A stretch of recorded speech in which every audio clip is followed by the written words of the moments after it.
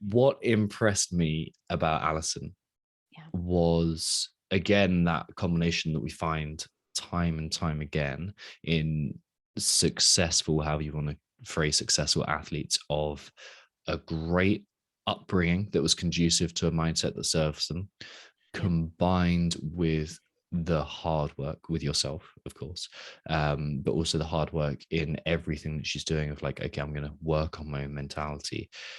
The aspect that I think she got from her family and her upbringing was Yeah. this you'll figure it out mentality. She Mm-hmm. mentioned you'll figure it out, like time and time again. Okay, like you've Yeah. got this, you'll figure this out. Like this challenging situation, you'll figure this out. Yeah. Um, it was really cool to see. Why do you think that is such an important mentality for athletes to have?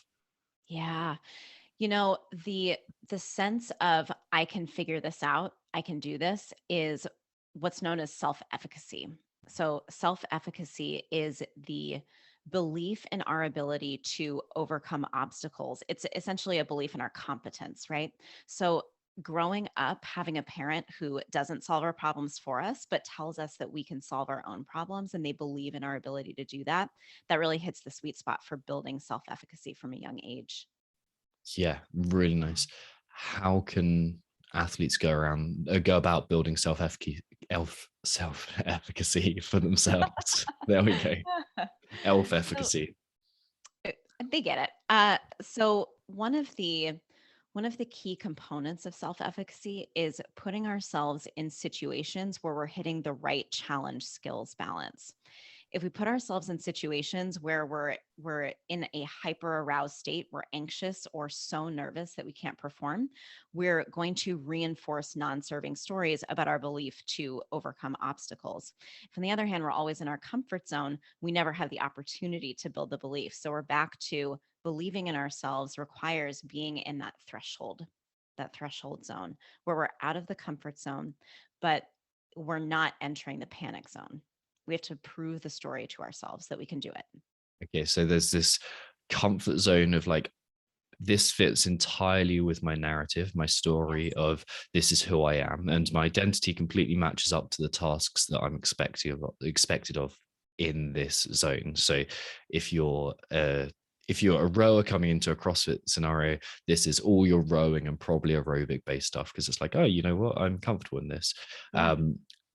Outside of that and too far into that like hyper arousal anxious area would probably be something like a weightlifting meet, right, without any Mhm. training or without like the identity catching up. Yeah. Somewhere in the middle would be something like, um okay, I'm going to do some dedicated gymnastics practice but still fall back on or still kind of know the safety of my endurance background, my rowing Yes. background, something like that. Yes. Yeah. Awesome. Awesome. How, like, think about other challenges that athletes face. How would you apply this kind of self-efficacy and finding this middle ground, this appropriate threshold in, let's say, competition anxiety, competition nerves? Yeah.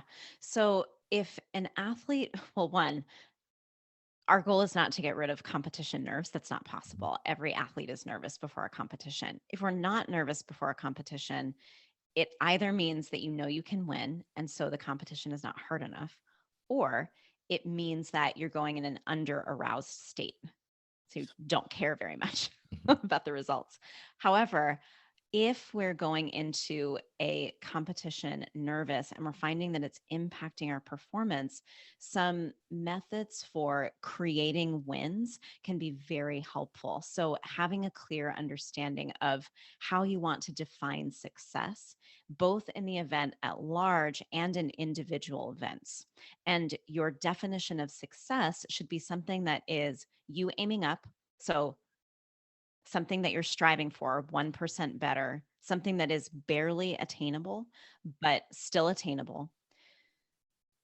Yeah. So does that answer your question? Yeah. So we're still aiming at something that's attainable, something that's stretching us. I really liked what Yeah. you linked in something there that we were talking about just before the show started as well, as aiming at the character skills, and really resonating with, okay, this is who I need to become. Yes. Um, we've spoken about this in a few ways. You've just run the most recent seminar. Yeah. How were you talking to athletes in this seminar about it? And how do you encourage athletes to continue working on this kind of on becoming who they need to become? Yeah. I love to start with what's your greatest wish right now? What's your greatest challenge? Like what problem would you solve? So thinking if I could do anything in 3 years, what would be really meaningful to me? And then building backwards, essentially reverse engineering and saying, okay, who do I have to be in order to have that life 3 years from now?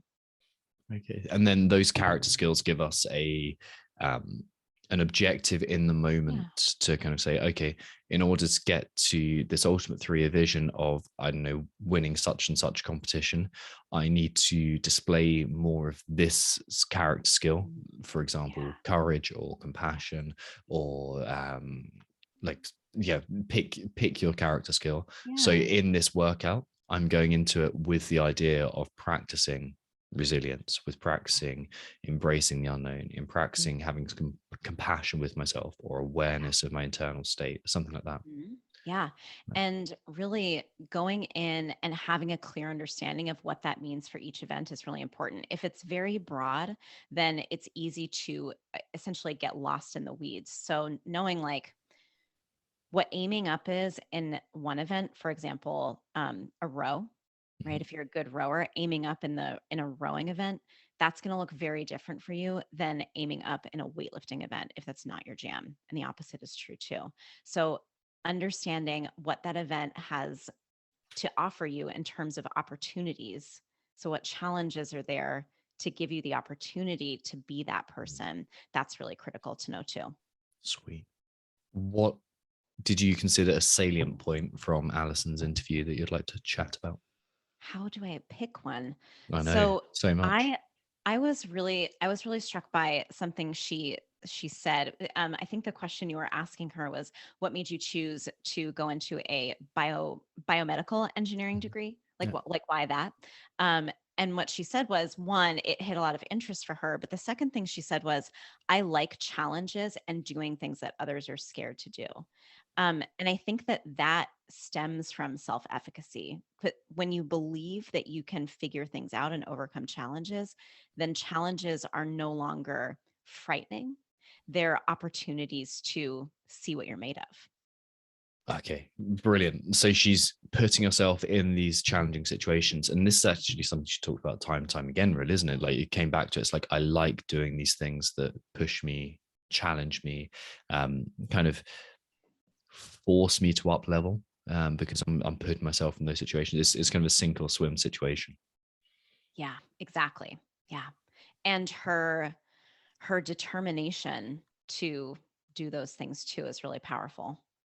Nice. Yeah, Yeah. exactly. She's very, very determined. She Yeah. has those skills. Go on, sorry.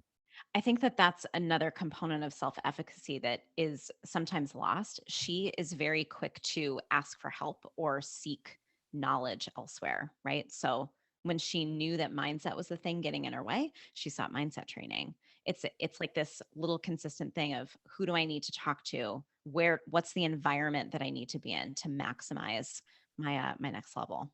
Yeah, that's interesting because she reached out to us to work with us, and Yeah. it's like an Instagram message, and it's like, I want to work with you. And it's like, okay, I've identified this. So Okay. she obviously done some research, and it's like, yeah, I want to be in. I want to get going on this. Cool. And yeah, and she's exactly the same. Really about moving to Vegas and Mm, yeah. into that training environment. It's like, okay, this is what I want to change. Um, Mm. without sharing anything that you feel that she wouldn't be willing to share, how Yeah. have you worked with her, and what's the process look like that, in that, and kind of what came out within this podcast that you've worked on together? Ooh, a lot of our original work together was very general and around training. Once we got into the 2021 season, then we started to run through some very specific skills and drills. So, Allison, I can trust her to be a racehorse. as Ben Bergeron says, when I tell her we're going to do this, she's like, all right, I'm going to try it. And it's never a, it's never, I never have to fight her on it. Does that make sense? Hmm. She's willing to try anything. So when we were doing our competition preparation, it was a lot of exploration around what are the non-serving stories that are going to arise at critical moments? How can we build more awareness of them in the moment? That's the hard work that she had to do, because I can't be standing behind her during an event going, I can see that you're in bound nature. Hmm. Shut it down. So a lot of this is internal boundary setting. So essentially teaching internal boundary setting. When you hear those voices arise that are non-serving, having some prepared statements to provide to them, creating gestures that are reminders to let something go, move on from it. Yeah, there was a lot. Our competition prep was very detailed.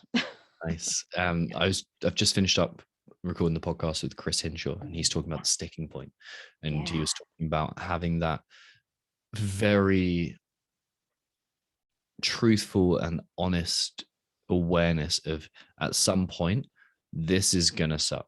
This Yeah. is going to get really hard, and I'm gonna kind of get intense in those moments, and I know it's going to feel awful, Yeah. but also having a response to that.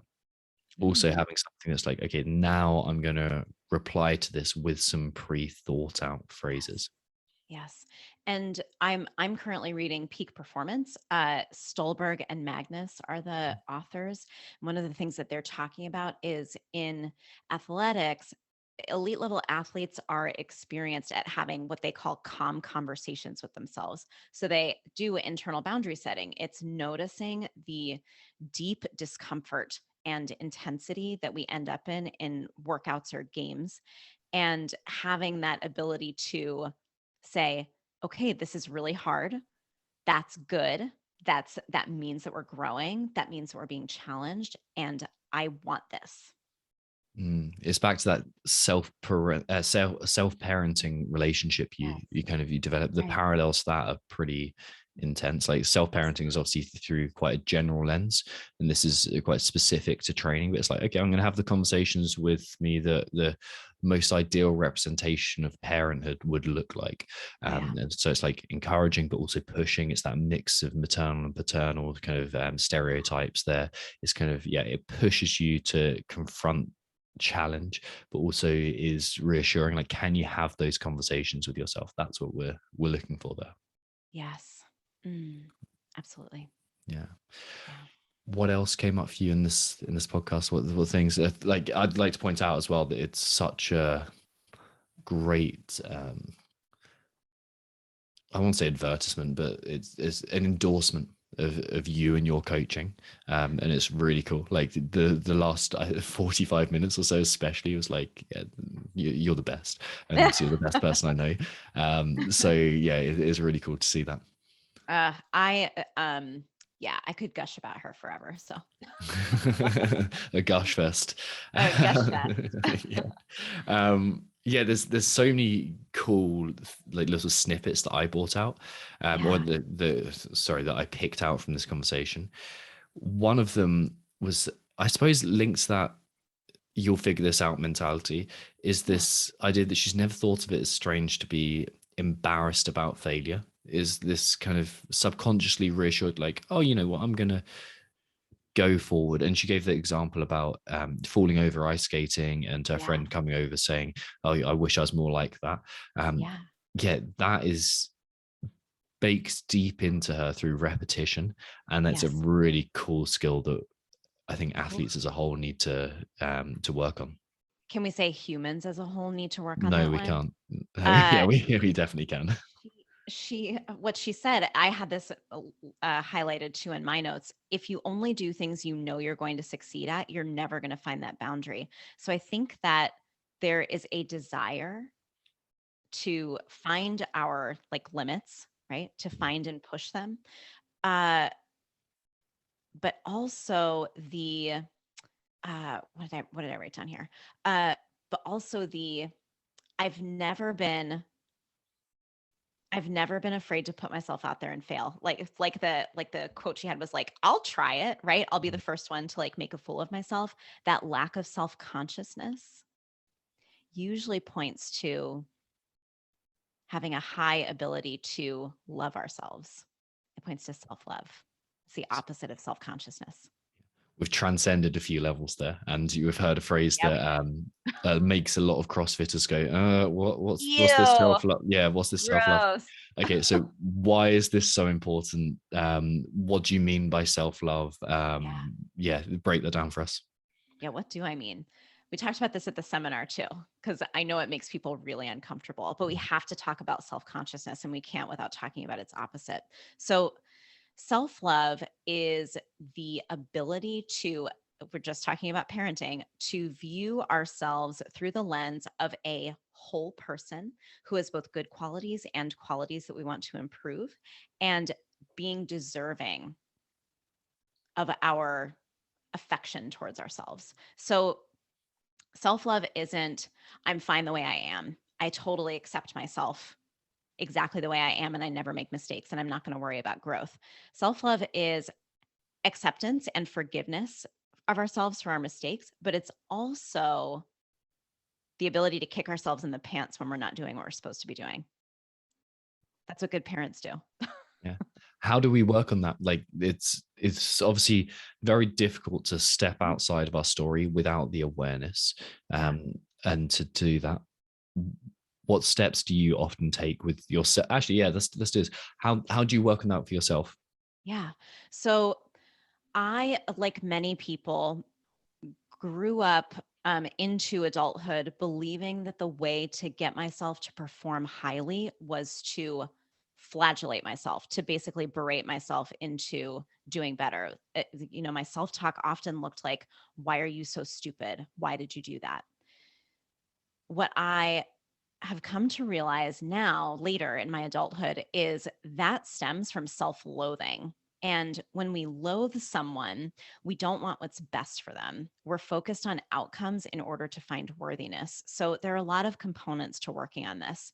One is, as you said, awareness. So recognizing when that self-loathing is arising and understanding where it's stemming from. We don't talk much about influences when we do. We talk about environmental influences, especially with the Adam and Eve podcast, but understanding the origins of a lot of those non-serving stories can be a catalyst for understanding, oh, that's why I believe that experience does not have to reflect upon my whole life now because I'm not in that situation anymore. So the example I can give is growing up in an abusive home, I had very little self-worth. Knowing that many of my stories arose from the way that I was raised and treated as a child makes it a lot easier for me to say, well, that was unacceptable. So my belief systems can change. What I really like there is how you're focusing the first step of the Mindset Rx'd method, which is testing. Like Absolutely. straight in at it. It's like, what does this look like? Where does this come from? How does it show up in my thoughts, my emotions, physical sensations, behaviors? Like, what is my starting point here? And how did I get here? Like, Yeah. that is always the first step. And until we've done that, we can't just try and write a subconscious story. Write a conscious story over the subconscious. Yeah. The image that comes to mind is like, imagine you've got a book there and you've opened it up to a page and it's like, oh, I don't like this page. I'm going to try and just write over the top. I'm going to try and like just get my pen out and write over the top. It's unintelligible. It's messy. You've got too many things going on at once and you can't focus on one thing. Best thing to do, rip that page out, put another page in there and just go, okay, right, now I'm going to start from blank. So I've tested it, I've seen it, I've made the objective, made the kind of subjective almost objective. And now Yeah. I'm going to start afresh from that point. Absolutely. Yeah. It's that story will always crop up if it's not addressed first. So I can't just say like, no, I do love myself. That just Mhm. doesn't, it just doesn't Yeah, work. because your internal bullshit detector goes, no, you don't. Yeah. No, you don't. Yeah, yeah, Don't yeah, say that. yeah. You don't You deserve love. Yeah, dummy. yeah. Yeah. Yeah, Okay. exactly. So that's why we've got to test first. And then that comes into the point where it's like, okay, I'm going to start aiming up. I'm going to aim at Yeah. success, aim at growth. When that comes to generating self-love and to getting rid of that, what's the word that we're using, moving beyond the self Consciousness. There we go. I'm back into it. Yeah. When moving beyond that, how do we aim up there? Like, what does the progression look like? Progression looks first like understanding what you like most about yourself that you wouldn't change for any reason. So, what are your passions, principles, and purpose? If we know what those things are, it's much, much easier to stay within our zone of control Mhm. rather than trying to contort ourselves into being something that others want us to be, which is essentially what self-consciousness is. It's a need for approval from other people. Okay. So If we approve of ourselves, then we don't need that.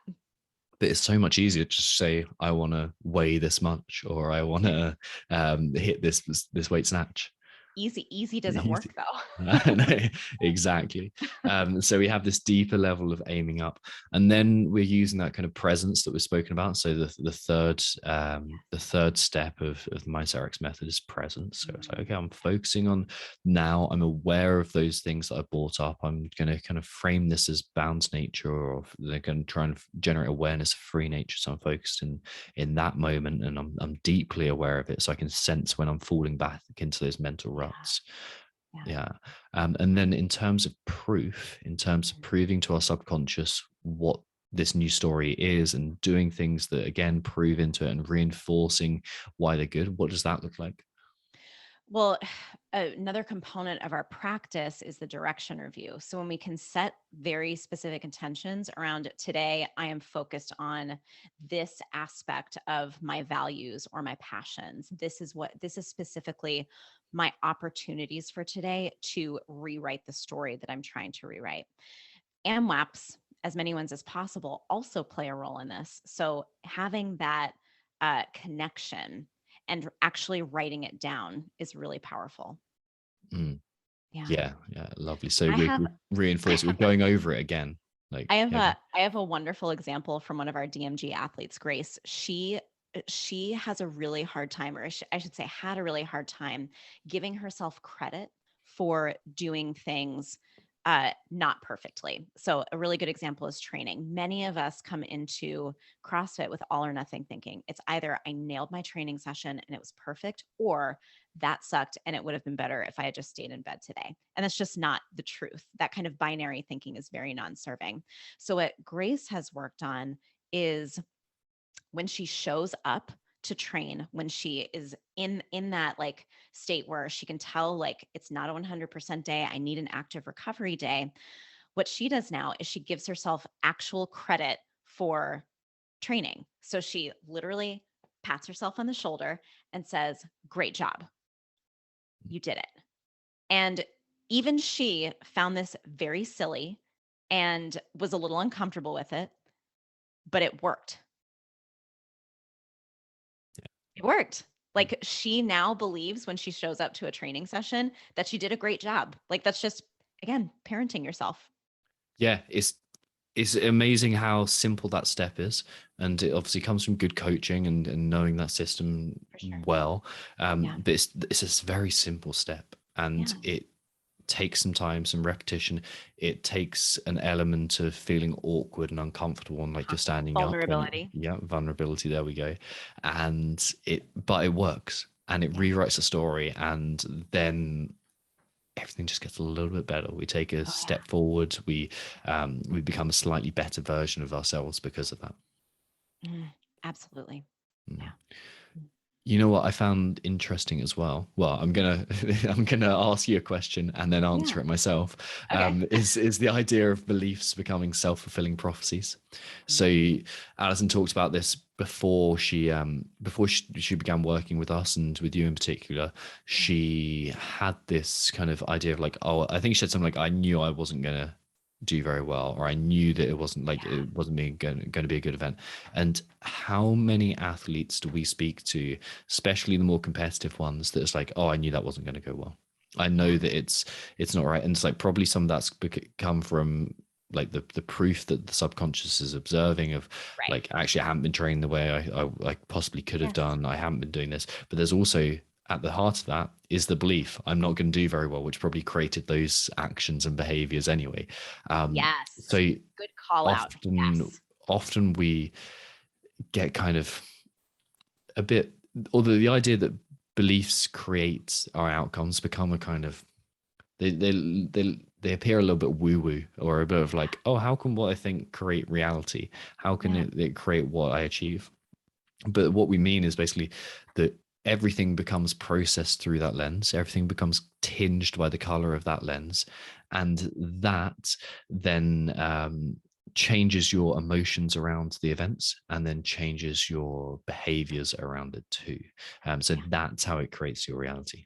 Yeah. Yeah. What else did you find interesting? Actually, one of the things I found interesting was something you said. Ooh. Ooh. Ooh. I italicized it, in fact. The reason we do anything is to change our mental state. Mm. Does anyone else listening have their mind blown by that? I was like, wait. Yeah. Yeah. I think that's worth highlighting. The reason that we do literally anything is to change our mental state. The reason that we take on goals. What else were your examples? I think the reason we Yeah. drink. Yeah, the reason Right? we do anything, like it's Anything. literally anything. The reason we go to sleep is because we're looking to change, to modulate our mental state, to feel different. The reason we talk to people is because we want to feel different. The reason we shut ourselves down and don't talk to people is because we want to feel different. We don't want to feel the anxiety or feel the emotional state. So everything that we do is around the subject of changing the way we feel. And once you realize that, you realize that you're carrying out a story, you're living out a story, and you're pushed around by your emotional states. You're in those grooves, you're in those ruts, and you just follow it like a kind of like a marble in a rut. You can just oh, I'll go along this kind of this rut and journey. It's the same one I've been long before. It's this constant loop of emotion and thought and behavior that kind of feeds back into and reactions. Exactly. So we have to observe that, and we have to observe our mental state, and we have to observe okay, I'm feeling this, and I'm going to have those kind of pre-established systems for how I'm going to react for it, respond to it, as opposed to react instinctively. Yes, absolutely. Yeah. Yeah. I think that gives us a lot of control over what happens, and it also gives us perspective over, and I think it gives us the ability to change our behaviors. It gives us that kind of, okay, I see my thoughts, I see my emotions, I see them as something separate from myself that I'm not completely identified with, and then I can change. The description of that kind of reactive lifestyle of, kind of doing the same things over and over again, even though they're non-serving, what that describes is system one thinking. So it's your easy path. It takes the least amount of energy for your brain to think about it. When we start to work on mindset, we find that we're asking ourselves to engage in what's called system two thinking. And that is the very deliberate and conscious type of thinking that leads to problem solving and creativity. So, and it's much more energy intensive. It takes a lot of work. I think a lot of people enter mindset work thinking this is going to feel great, and it's just going to be rainbows and sunshine. But in reality, it's work. That's why we call it mindset work. Yeah, I think it's almost been propagated by the spiritual journey of you're going to become enlightened, and you're going to feel blissful, and this is what enlightenment is, and this is what spiritual growth is, and this is what great therapy is. It's just I'm going to be walking in sunshine, because for some reason we're obsessed with this idea that we should be happy the whole time. Yeah, newsflash.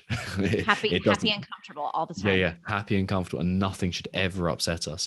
Life is going to be full of that, and good mindset work is doing anything but hiding from the truth. And the truth is uncomfortable, and the truth isn't the truth is daunting and scary and dark. But the thing that makes it even more daunting, scarier, and darker is turning away from it and pretending it doesn't exist. It's like a dragon that you try and hide under a carpet. And each time you turn away from it, it grows a little bit bigger. And then you turn away from it again. It's like, oh, that really is scary this time. And then I'm going to turn away from it. And it like, it's even bigger and even bigger and even bigger. And it's like, it started off small. And we often don't look at these things because they appear too big at the time.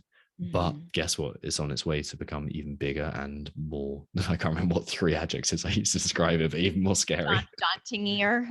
Daunting, yeah. That one. And scarier. So we've got to look at things, and like it's the truth. Truth will set us free, but it's also really fucking painful. Yeah, it's painful and scary. Absolutely. Yeah. Can we talk about the 6K ruck run event that she brought up? Absolutely. What interested you about that? So much, actually. That is the event that Chris Henshaw was commentating on with the normal commentators. And what Alison said about it reflects what Chris said about it, which is basically like it's 45 minutes of just talking to yourself. There's very little skill. You're just in your head with like 50 to 70 pounds on your back, right? Like it was pretty heavy.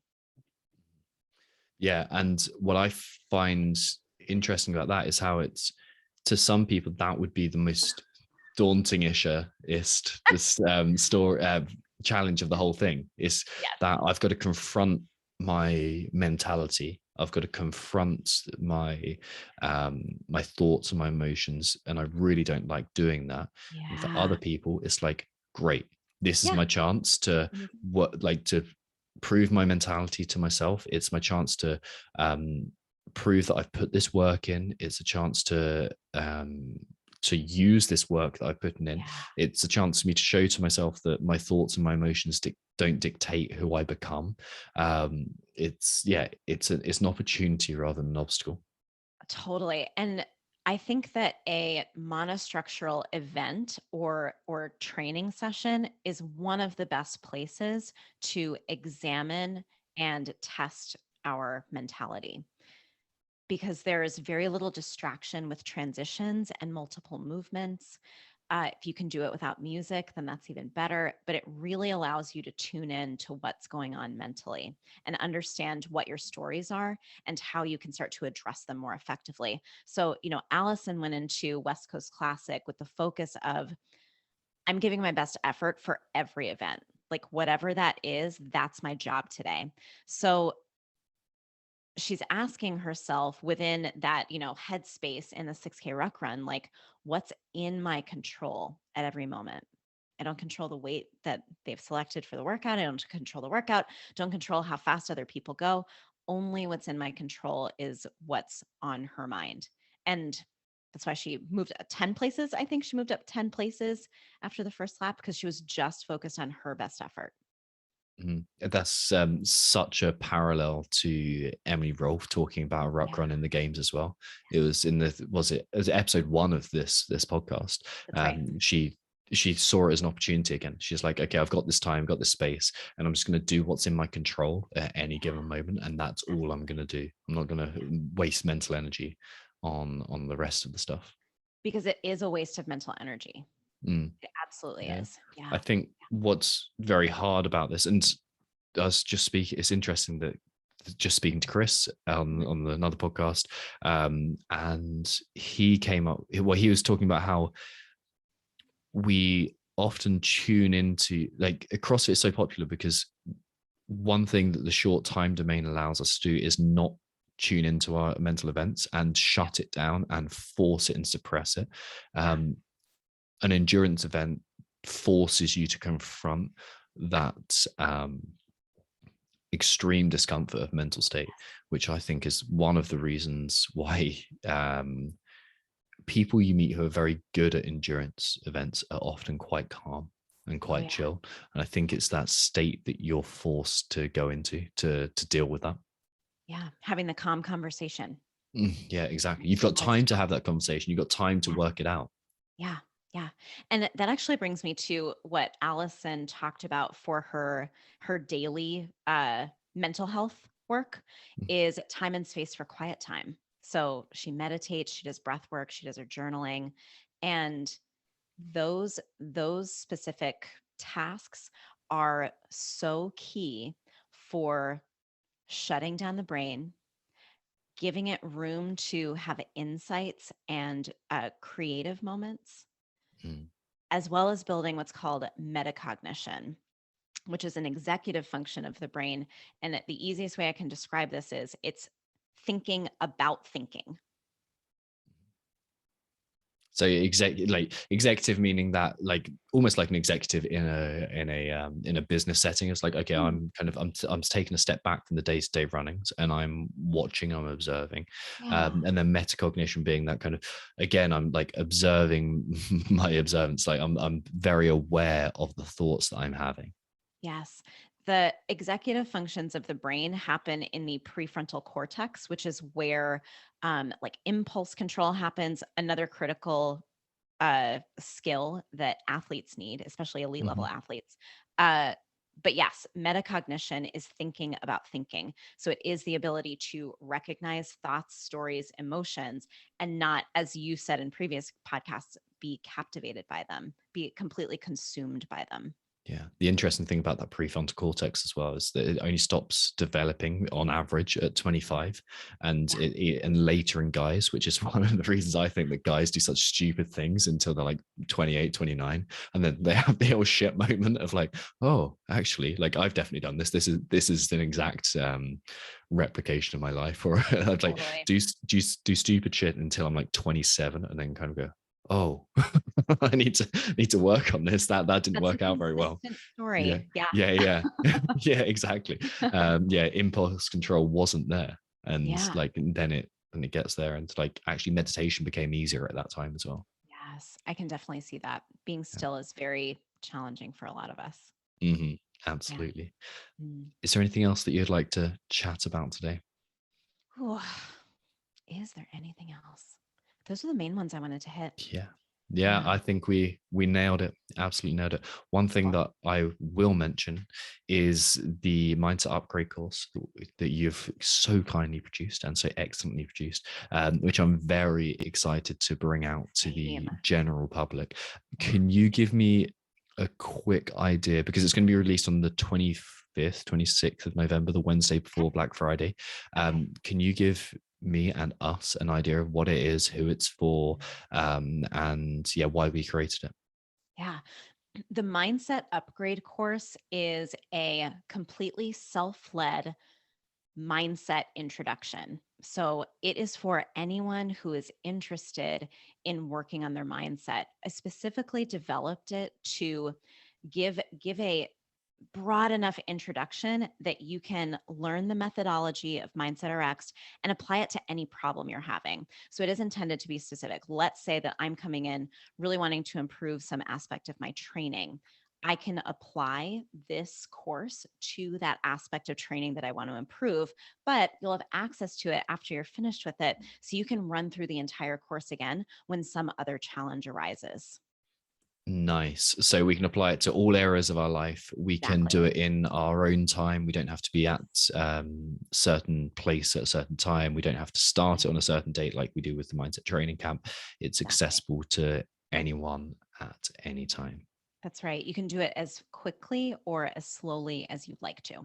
Very nice. And Yeah. yeah, this is going on sale with a really cool offer, which I'm just going to leave it hanging there.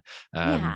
It's a really cool offer. It's going to be available next week when we record this, and it's going to be available on our website.